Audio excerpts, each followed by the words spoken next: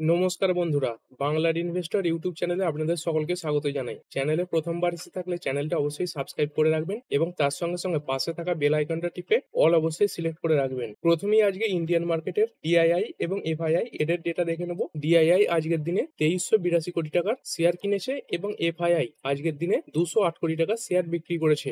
FII ভারতীয় মার্কেটে তাদের যে স্ট্যান্ড সেটা এখনো ঠিক করে উঠতে পারছে না, কোনোদিন বেচছে কোনোদিন কিনছে, এরকমই চলছে। এবং যতদিন না এই এফআই এর ইনফ্লো আসতে শুরু করবে ততদিন কিন্তু মার্কেট সেরকম তেজি দেখাতে পারবে না। তাই এই এফআইআই এর কন্টিনিউয়াস ইনফ্লোর কিন্তু প্রচন্ড প্রয়োজন রয়েছে। এরপরে যদি আমেরিকান মার্কেট দেখি, এই ডাও জোন্স ভিডিওটা যেই মুহূর্তে রেকর্ড করছে এই সময় 0.13% ওপরে ট্রেড করছে এবং আইটি ইন্ডেক্স নাসডাক এটা 0.40% ওপরে ট্রেড করছে। এরপর যদি ইন্ডিয়ান এডিআর গুলো দেখে নি, ইনফোসিসের এডিআর এটা 0.76% ওপরে ট্রেড করছে। তারপর আইসিআইসিআই ব্যাংকের এডিআর এটা 1.35% ওপরে ট্রেড করছে। তারপর ডক্টর রেড্ডি ল্যাব এটা 5.5%-এর ওপরে ট্রেড করছে এবং ইন্ডিয়ান মার্কেটেও এই যে ডক্টর রেড্ডি ল্যাব এটা প্রায় 3.5%-এর কাছাকাছি বেড়েছিল। উইপ্রো এডিআর দেখতে পাচ্ছেন 0.35% বেড়েছে। তারপর এইচডিএফসি ব্যাংকের এডিআর এটা 0.97% বেড়েছে। মেঘমাই টিপের এডিআর 1.17% পড়েছে এবং যাত্রা অনলাইন এটা 4%-এর উপরে বেড়ে ট্রেড করছে। এরপরে আগামীকাল সকাল 10টা এই সময়টা ইন্ডিয়ান শেয়ার মার্কেটের জন্য একটা গুরুত্বপূর্ণ সময় হতে চলেছে। কেন? কারণ এই জুন মাসের 4 তারিখ থেকে এমপিসির যে বৈঠক সেটা শুরু হয়েছে এবং জুন মাসের 4 তারিখে চলেছে, আজকের দিন 5 তারিখেও চলেছে এবং কালকে সকাল 10টায় এই এমপিসির বৈঠকে কি কি সিদ্ধান্ত নেওয়া হয়েছে সেইগুলো সামনে আসবে। তবে দেখুন, প্রথমত দুটো অপশন রয়েছে, যে দুটো মেন ফোকাস থাকবে সেটা হচ্ছে রেড কার্ড। আর এই রেড কার্ডের যে দুটো সম্ভাবনা রয়েছে সেটা হচ্ছে, প্রথমটা এক হয় রেড কার্ড হবে, আর 2 নম্বর যে সম্ভাবনা সেটা হচ্ছে হয় রেড কার্ড হবে না। আর এবারে যে এমপিসির মিটিং হয়েছে এতে কিন্তু না হওয়ার যে সম্ভাবনা সেটা খুবই কম, কারণ ভারতীয় যে ইকোনমি সেটা এখন অনেক উন্নত জায়গায় রয়েছে এবং এই জায়গায় রেড কার্ডের একটা আশা করা যেতেই পারে। তো যদিও ধরে নেওয়া হয় যে রেড কার্ড হবে, এরপরেও দুটো অপশন রয়েছে। প্রথম যে অপশন সেটা হচ্ছে 25 বেসিস পয়েন্টের রেড কাট হতে পারে এবং 2 নম্বর অপশন সেটা হচ্ছে 50 বেসিস পয়েন্টের রেড কাট হতে পারে।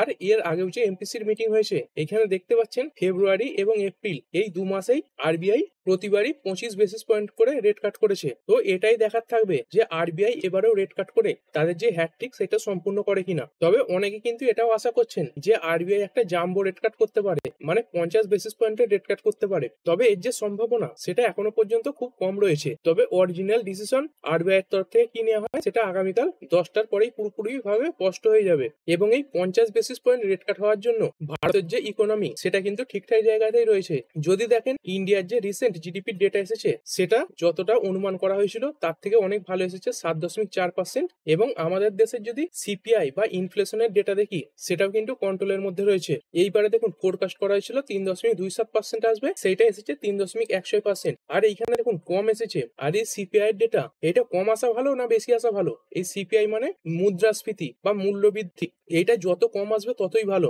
এবং এর আগেও যদি দেখি, এইখানে দেখুন জানুয়ারি, ফেব্রুয়ারি, মার্চ, এপ্রিল এই যে এক্সপেক্ট করা হয়েছিল জানুয়ারিতে 5.30% আসবে, সেখান থেকে কম এসেছে। তারপরে ফেব্রুয়ারি মাসেও 4.60% এক্সপেক্ট করা হয়েছিল, সেখানেও কম এসেছে। মার্চে, এপ্রিলে, মে প্রতিবারই কম এসেছে। এবং আর দেখুন এই যে রেড কাট হয়ে গেল এবং কত বেসিস পয়েন্টের হলো সেটা জানার পরেই কিন্তু মার্কেটের যে দিক নির্দেশ সেটা পুরোপুরি ভাবে স্পষ্ট হবে না, কারণ এর পরেও আরো অনেক ইভেন্ট থাকবে। এই যে আরবিআই এর চেয়ারম্যান সঞ্জয় মালহোত্রা জি তিনি কিছু বক্তৃতা রাখবেন, তারপর এনার যে প্রেস কনফারেন্স সেটাও হবে, সেখানেও এনাকে ভারতের যে জিডিপি তারপর ভবিষ্যতে যে ফোরকাস্ট রয়েছে সেইগুলো নিয়ে অনেক প্রশ্ন করা হবে এবং ইনি তার উত্তর দেবেন। এবং সেই কনফারেন্সেরও যে উত্তর আসবে তারও প্রভাব কিন্তু ইন্ডিয়ান শেয়ার মার্কেটের উপরে পড়বে। আর এনাকে এই কনফারেন্সে ভারতের যে জিডিপির গ্রোথ, তারপর ইনফ্লেশন, তারপর যে মনসুন এসেছে এর প্রভাব কি পড়বে সেইগুলো নিয়েও প্রশ্ন করা হতে পারে। এরপরে আগামীকাল বাজাজ ফিনসার্ভ এই কোম্পানিটা ফোকাসে থাকবে, কারণ হিসাবে যদি দেখেন এই যে বাজাজ ফিনসার্ভ এর যে প্রমোটার রয়েছে আগামীকাল 1.6% স্টেক সেল করতে চলেছে, যার আনুমানিক মূল্য প্রায় 4,750 কোটি টাকা। এবং এই যে বিক্রি হবে সেটা ব্লক ডিলের মাধ্যমেই হবে। আর দেখুন এত বড় বিক্রি এইগুলো কিন্তু ওপেন উইন্ডোতে খুব কমই হয়, এগুলো বেশিরভাগ সময় ব্লক ডিলের মাধ্যমে করা হয়। আর যে গুরুত্বপূর্ণ বিষয় সেটা হচ্ছে প্রায় 25.3 মিলিয়ন শেয়ার এক্সচেঞ্জ করা হবে এবং এর যে ফ্লোর প্রাইস সেটা রাখা হয়েছে 1880 টাকা পার শেয়ার। আর কোম্পানিটার বর্তমানে শেয়ারের দাম কত চলছে? 1944 টাকা। মানে এই দাম থেকে প্রায় 3% নিচে এই যে ব্লক ডিলের প্রাইস সেটা সেট করা হয়েছে। আর তাই আগামীকাল এই যে বাজাজ ফিনসার্ভ এই কোম্পানিটা 3% পর্যন্ত পড়তে পারে। এরপরে ভারতের টাটা গ্রুপ এবং সমগ্র ভারতের যে এভিয়েশন সেক্টর রয়েছে তাদের জন্য একটা ভালো খবর এসেছে। যদি দেখেন এখানে দেখুন, big defence boost, Rafale fighter aircraft fuselages to be made by Tata and Dassault in India. এই ইন্ডিয়াতে টাটা এবং ডাসাল্ট এই যে কোম্পানিটা রয়েছে এদের মাধ্যমে এই যে রাফাল এয়ারক্রাফট এদের যে ফুসেলেজেস মানে আউটসাইড যে বডিটা মানে কাঠামো বা স্ট্রাকচার সেটা তৈরি করা হবে। আর এই ডাসাল্ট এইটা কোন কোম্পানি? এইখানে দেখুন এই যে রাফাল যুদ্ধ বিমান এর যে ম্যানুফ্যাকচারার মানে যে তৈরি করে সেটাই হচ্ছে ডাসাল্ট এভিয়েশন। আর এই কোম্পানিটার সঙ্গেই টাটা গ্রুপের চুক্তি হয়েছে এই যে রাফেলের বডি সেটা তৈরি করার। আর দেখুন এটা শুধুমাত্র ইন্ডিয়াতেই যে প্রথম সেটা নয়, ফ্রান্সের যে এই কোম্পানি রাফাল এরা কিন্তু এই সর্বপ্রথম ফ্রান্সের বাইরে এই যে রাফালের কাঠামো সেটা তৈরি করতে চলেছে। এর আগে এই যে রাফাল এর কোনো যন্ত্রাংশ ফ্রান্সের বাইরে তৈরি হয়নি। সেদিক থেকে যদি দেখেন এটা কিন্তু ইন্ডিয়ার জন্য একটা বড় অ্যাচিভমেন্ট। আর এই যে ডাসাল্ট এভিয়েশন এই কোম্পানিটা টাটার যে অ্যাডভান্স সিস্টেম রয়েছে তাদের সঙ্গে এই চুক্তি করেছে এবং এই যে ফুসেলেজেস সেটা হায়দ্রাবাদের যে ফেসিলিটি রয়েছে সেইখানে তৈরি হবে। আর এই ফুসেলেজেস এর মধ্যেও বিভিন্ন ধরনের সেকশন রয়েছে, যেমন দেখুন রিয়ার ফুসেলেজ মানে পেছনের অংশ, তারপর যে কমপ্লিট রিয়ার সেকশন মানে পেছনের পুরো অংশটা, তারপর যে সেন্ট্রাল ফুসেলেজ এবং ফ্রন্ট সেকশন, মাঝের অংশ, সামনের অংশ, মানে সব ধরনের জিনিসই তৈরি করা হবে। আর এই যে ফুসেলেজ এটা কিন্তু রাফেলের জন্য একটা গুরুত্বপূর্ণ উপাদান। এইখানে দেখুন এটাই কিন্তু এই রাফেলের যে মেন হাউসিং ইউনিট সেটা।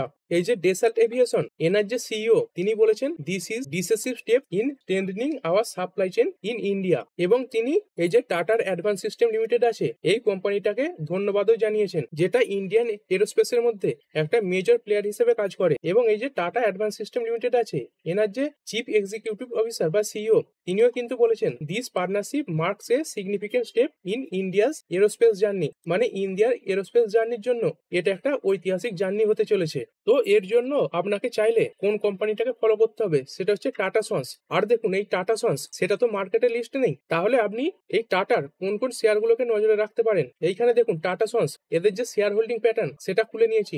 এইখানে দেখুন বিভিন্ন টাটার যে গ্রুপ রয়েছে তাদের কাছে এই টাটা সন্সের শেয়ার রয়েছে এবং লিস্টেড যে কোম্পানিগুলো সেগুলো হচ্ছে টাটা ইনভেস্টমেন্ট কর্পোরেশন, এটাও ইন্ডিয়ান শেয়ার মার্কেটে পেয়ে যাবেন। তারপর যে টাটা মোটর এটাও ইন্ডিয়ান শেয়ার মার্কেটে রয়েছে। তারপর টাটা কেমিক্যাল, তারপর টাটা পাওয়ার, এই কোম্পানিগুলোর কাছে টাটা সন্সের কিছু পার্সেন্টেজ শেয়ার রয়েছে। তো আপনি যদি শেয়ার মার্কেটে লিস্টেড কোম্পানিগুলোতে এর যে প্রভাব সেটা দেখতে চান তাহলে এই কোম্পানিগুলোকে আপাতত নজরে রাখতে পারেন। এরপরে আমরা এই সিলভার নিয়ে কথা বলবো। আমরা সাধারণত সোনা এই কমোডিটিটাকে নিয়েই কথা বলে থাকি, তবে আজকের দিনে সিলভার নতুন করে আবার চর্চার বিষয় হয়ে উঠেছে। এইখানে দেখতে পাচ্ছেন সিলভার 1 কেজির দাম 1 লাখের ওপরে চলে গেছে। তবে দেখুন লোকেশন ওয়াইজ এই যে প্রাইস সেটা 1000-2000 কম বেশি হতে পারে, তবে বেশিরভাগ জায়গাতেই আজকে এই যে সিলভার সেটা 1 লাখের উপরে ট্রেড করছে। আর দেখুন এই যে সিলভার বা রূপো সেটা এখন শুধুমাত্র যে দামি মেটাল বা শুধুমাত্র জুয়েলারি তৈরির কাজে ব্যবহার করা হচ্ছে না, বিভিন্ন যে ফিউচার ওরিয়েন্টেড বিজনেস আসছে সেইখানে এই রূপোকে ব্যাপকভাবে ব্যবহার করা হচ্ছে। কারণ হিসেবে যদি দেখেন এই যে রূপো সেটা কিন্তু ইলেকট্রিকের সব থেকে ভালো পরিবাহক, মানে এই রূপোর মাধ্যমেই এই যে ইলেকট্রিক সেটা সব থেকে ভালো ট্রান্সফার করা যায়। এবং সেই কারণের জন্যই দেখতে পাচ্ছেন ইভি তৈরির জন্য বিভিন্ন যে যন্ত্রাংশ তৈরি হয় সেখানেও রূপোর ব্যবহার বাড়ছে। এই যে ইলেকট্রিক চার্জিং স্টেশন, তারপর যে ব্যাটারি আছে সেইগুলোতে কিছু না কিছু রূপোর ব্যবহার করা হয়। তারপরে যদি দেখেন এই যে সোলার প্যানেল এদের যে মডিউল সেইটা তৈরিতেও অল্প পরিমাণে রূপো ব্যবহার করা হয়। আর এই রূপোর চাহিদা এত বাড়ছে সেদিক থেকে দেখতে গেলে আপনি ইন্ডিয়ান মার্কেটের এই যে কোম্পানিটা রয়েছে multi commodity exchange of India এটাকে নজরে রাখতে পারেন। আর দেখুন এই যে এমসিএক্স এই কোম্পানিটা শুধুমাত্র যে রূপো নিয়েই কাজ করে থাকে সেটা নয়, এর যে কাজ সেটাই হচ্ছে মাল্টি কমোডিটি এক্সচেঞ্জ, মানে সোনা, রূপো, তেল এই ধরনের জিনিসগুলো এক্সচেঞ্জ করে থাকে। এছাড়াও আপনি চাইলে বাজারে অনেক সিলভারের ইটিএফ রয়েছে, এই ইটিএফ গুলোকে স্টাডি করতে পারেন। এরপরে ভারতীয় গভর্নমেন্ট আরো একটা স্টেপ নিতে চলেছে। এখানে দেখতে পাচ্ছেন 2030 সালের মধ্যে এই ভারত সরকার কমপক্ষে 1000টা হাইড্রোজেন ট্রাক এবং বাস রাস্তায় নামাতে চলেছে, এবং যার জন্য 19,744 কোটি টাকা বরাদ্দ করা হয়েছে।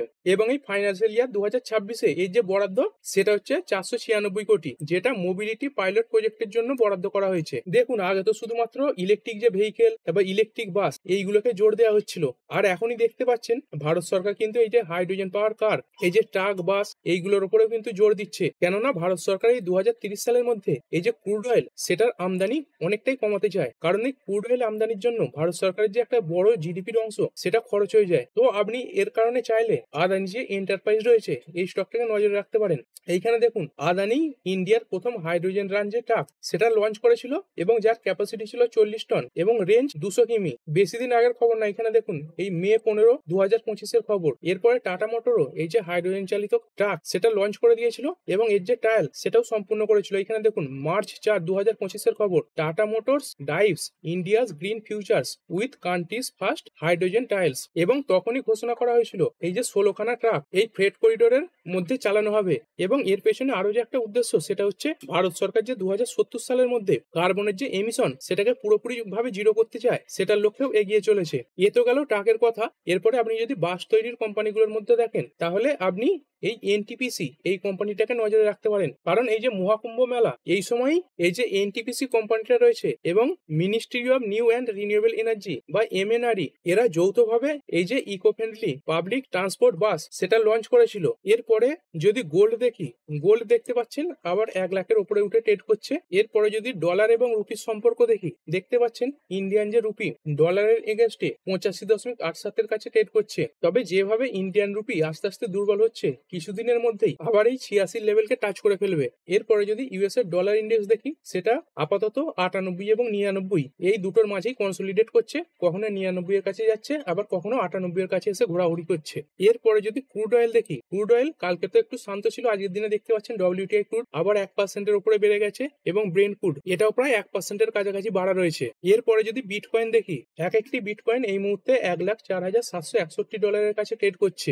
আর ভিডিও শেষে একবার আমেরিকান মার্কেট দেখে নেবো। ডাউ জোন্স এই মুহূর্তে 0.28% ওপরে ট্রেড করছে। তবে দেখুন শুরুর দিকে ডাউ জোন্স একটা বড় গ্যাপ ডাউন দেখিয়েছিল, তারপরে এই জায়গা থেকে অনেকটাই রিকভার করে গেছে। যদি দেখেন মার্কেট শুরুর পর প্রায় 0.5% কাছাকাছি পড়ে গিয়েছিল এবং এই নিচুর লেভেল থেকে যদি দেখেন প্রায় 0.70% কাছাকাছি রিকভারও করে গেছে।